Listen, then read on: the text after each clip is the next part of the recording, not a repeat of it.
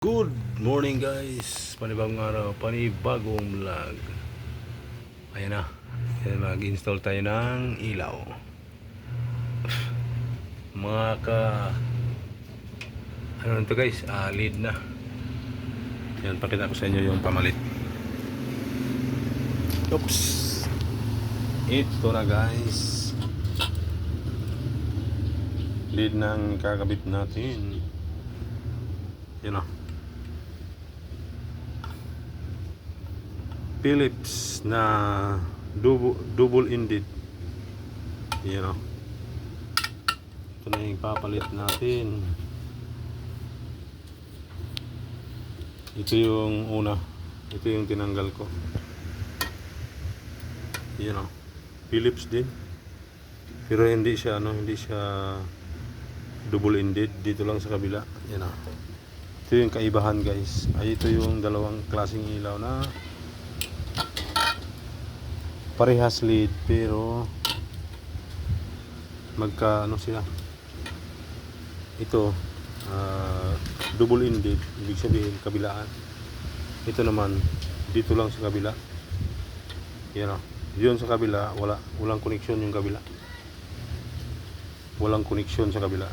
Pero ito magkabilang dulo pero parehas sila ng brand. Yan o. Philips din. Yan o. Pero ang kaibahan nila ay itong isa sa nandito yung 220 nya, pero itong isa sa magkabila ang dulo. Ang tawag ay double ended. Yan, ito yung puro lead yan guys ha, puro lead. Kaya pag bumili kayo, kung fluorescent yung papalitan nyo na yung tinatanggal lang yung fuse o yung tinatanggal lang yung starter pala. Yan. Ito yung bilhin nyo. Pag ito, mag-obligado kayo kasama yung housing. Yan. Yung kagaya ng kinabit ko, yan yung housing. Yan yung pinaka-housing niya. Yan ngayon, mag-wiring na ako. Sabi ko, inisip ko, i-vlog ko kaya. Tapos magbibigay ako ng tips. Yan. Sa mga unang sa mga unang vlog, meron na ako nito. Meron na akong tutorial nito. Paano magpalit. Yan. Ano yung purpose ng double-ended? Ang double-ended ay hindi mo na kailangan magpalit ng housing. Pwede ka na mag-refill kaagad nito. Tatanggalin mo lang yung starter nung luma, yung di ballast type. Tatanggalin mo lang. Tapos pwede mo na ilalagay ito. Di mo na kailangan ng housing. Pero ito need mo talaga ng housing ito. Dahil sa kabila lang yung connector. Yung pinaka 220 niya na dito lang. Ay, yan na guys.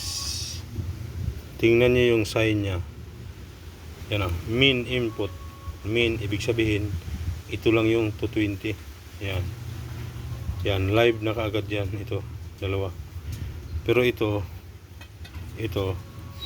yung double-ended na tinatawag. Sana hindi makita. Yan, double-ended. Ibig sabihin, ito, magkaisa lang to. Din dun sa kabila. Yun yung kabilang linya niya. Yan, tingnan nyo yung arrow guys. Yan. Yung arrow niya, magkaiba. Yan, ito yung arrow ng double-ended. 220 kabilaan. Ito, yung sign arrow niya, single, ibig sabihin ito lang yung may 220. Yan lagi niyo tandaan guys. Yan, sa mga baguhan. Yan. Yan ang kaibahan nila. Double-ended, ibig sabihin magkabila. Single main, ibig sabihin dito lang. Yun o, kitang-kita. Yan, ang arrow, dual arrow, single arrow. Yan, ibig sabihin single. Ito na yan guys. Yan, higpitan na ni Rickman. Yan, mahigpit na. Ito yung kaibahan guys ng double-ended at saka single main. Kapag single main, dalawang wire po andito, nasa gilid. Ito ang double-ended. Yan, kabilaan. Pula, itim. Yan na po yung 220 niya. Yan. Yan na po. Yan, ngayon ikakabit ko na yung pinaka tubo. Ay, di, tatabunan pa natin pala. Kukubiran muna natin. Ayan na guys, may cover na. Uy. Parang maluwag. Ayan, okay na yan guys. Kakabit na natin yung pinakatubo. Ayan na guys. Ayan na, ano na. Okay na to, fit na. 16 watts. Ayan na. Ito na yung ating lead. Double-ended. Ngayon, itatap ko na yung pinaka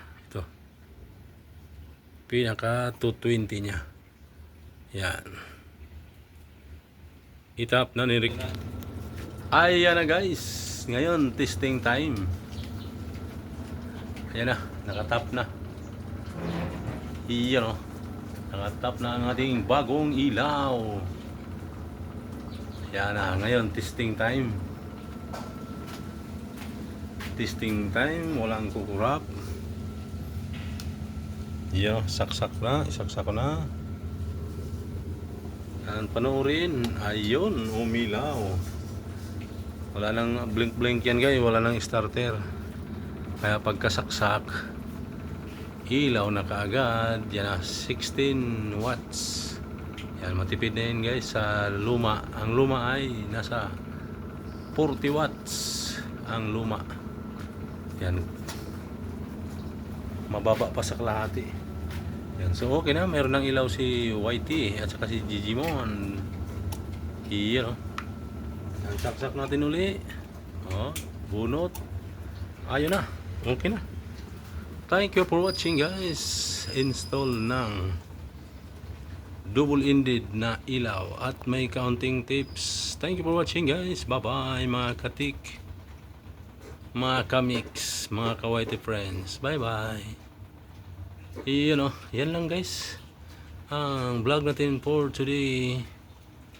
Bye bye.